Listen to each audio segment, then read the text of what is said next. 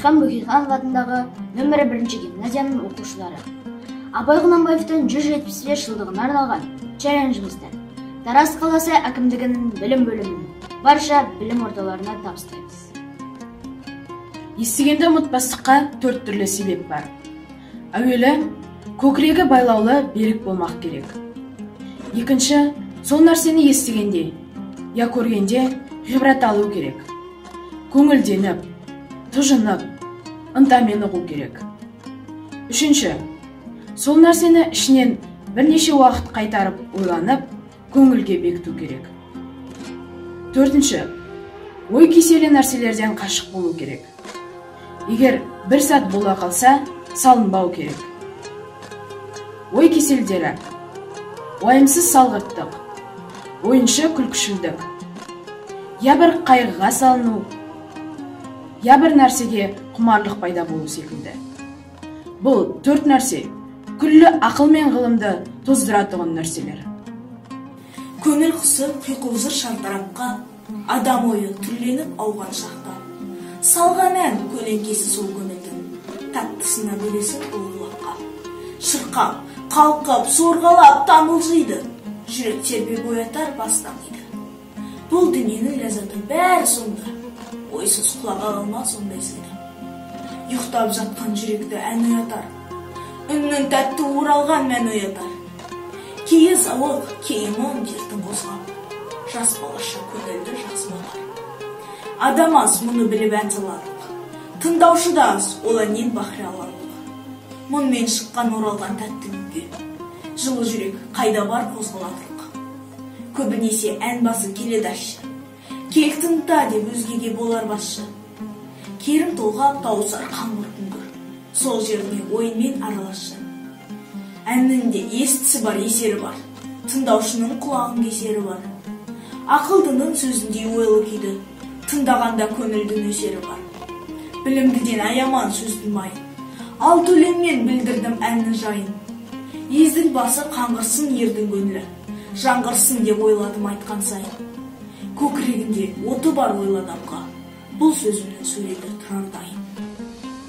Құлақтан кіріп бойдалар, жақсы ән мен тәтті күй, көңілге түрлі ой салар, әнді сүйсен мен шеші. Дүниеге ойдан шығады, өзімді өзім ұмытып, көңілім әнді ұғады, жүрегім бойды жылытып.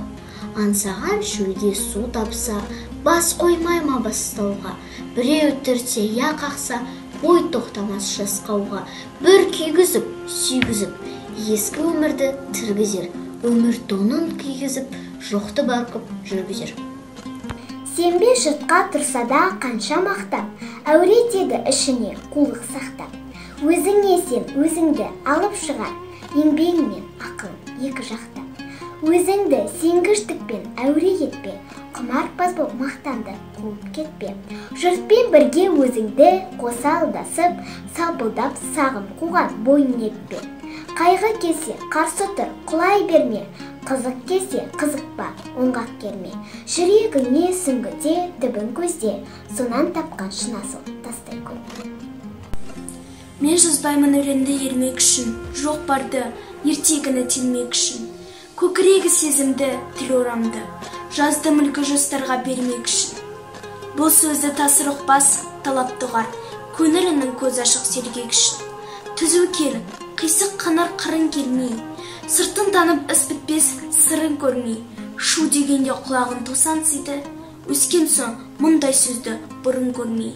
Таң қаламын алдыңға айтқанды ұқпай, және айта бер дейді жұрт тыным бермей.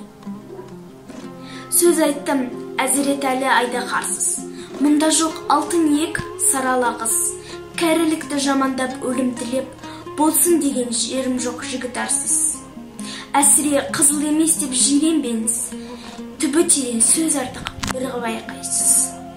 Біздің қазақтың мақалдарының көбінің іске татырлығы да бар. Іске татымақ түгіл, не құдайшылыққа, не адамшылыққа жарамайтұғыны да бар. Әуелі жарлы болсаң, арлы болма дейді. Ардан кеткен соң тірі бол жүргені, құрсын. Егер аңысы жолға жүргеніңде, жаныңды қинап, еңбекпен мал тап деген сөз болса, ол ар кететұғын іс емес.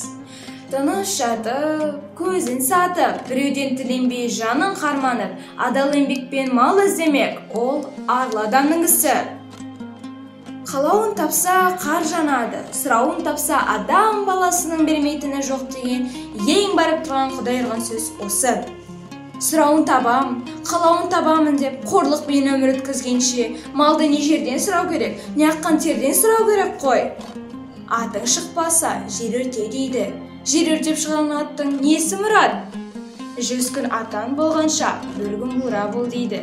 Тәңірге жазып, мінбей түспей шүмендеп, дионалықпен болған буралық неге жарайды? Алтын көрсе, періште жолдан таяры дейді. Періштеден садақа кеткірай, періште алтынды не қалсын? Өзінің көрсе қыздар сындығын қостағал айтқаны. Ата-анадан мал тәтті, алтын дейден жан тәтті дейді. Ата-анасын малға сатпақ, антырғанның тәтті дерлік не жаны бар? Ата-анасын малға сатпақ ең арсыздың істемес пе? Ата-ана шамасы келгенше мехнаттанып, мал жисады, дүние жисады, артында балаларыма қалсын дейді. Ол ата-ананы малға сатқан соң, Құдайға дұшпандық істемес пе? Осындай біленсікпен айтылған сөздеріне бек сақ болды. Жасында ғылым бар деп ескерме, пайдасын көруді тексерме. Ер жеткен соң түспедің осының, қолымды мезгілмен кештермен. Бұл махрұм қалмағына кім жазалып, қолымды дөп сермесем өстермен.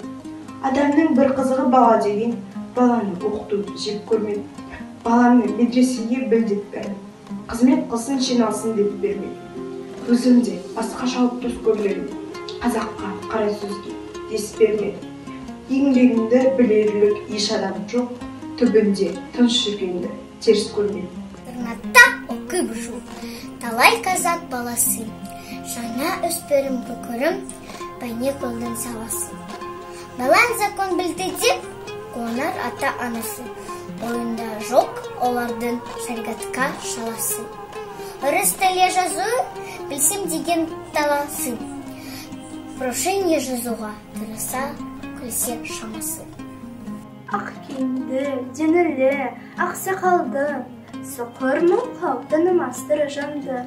Үсті басы, ақ қырау, тісі су, басқан жері сықырлап келіп қалды. Дем алысы, үскірік, аяз бен қар, кәрі құдам қыз келіп әлек салды.